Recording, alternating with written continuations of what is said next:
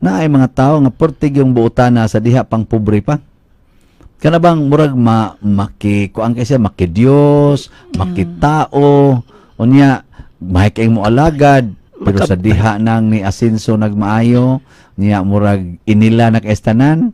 Wa na. Kalimot. May nakaayo mo dag singhag ba? Niya may nakaayo mo da og kana bitang ligon nga mga katarungan nga kisam day ko din niya ana ba.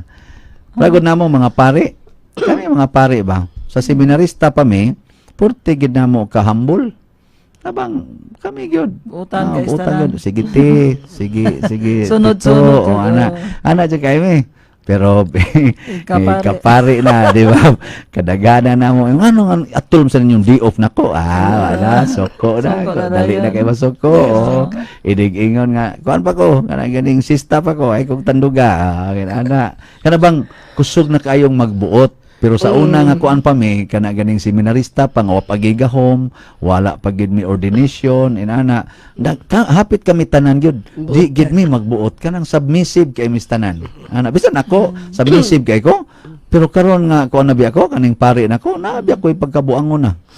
Kanang mas daghan-daghan kay sa una ba kana bitang anang dali na ko maglagot. Mura bitaw makita ko labi na sa Kristan. Kana mga lay minister, kana mga lectors, inana. Mura ba og masayop sila, mura bitag akong tan-aw, mura ako silang ulipon nga ako dayong mayawyawan, masinghagan kay mura bag ang akong pagka kuan isip pinili ko sa Ginoo nga mahimong pare, mura bitag ako nang giangkon nga murag akong dungog. Ikaw na. Nga ako na yung nagpili nako, nga ako ni pinaningkamutan.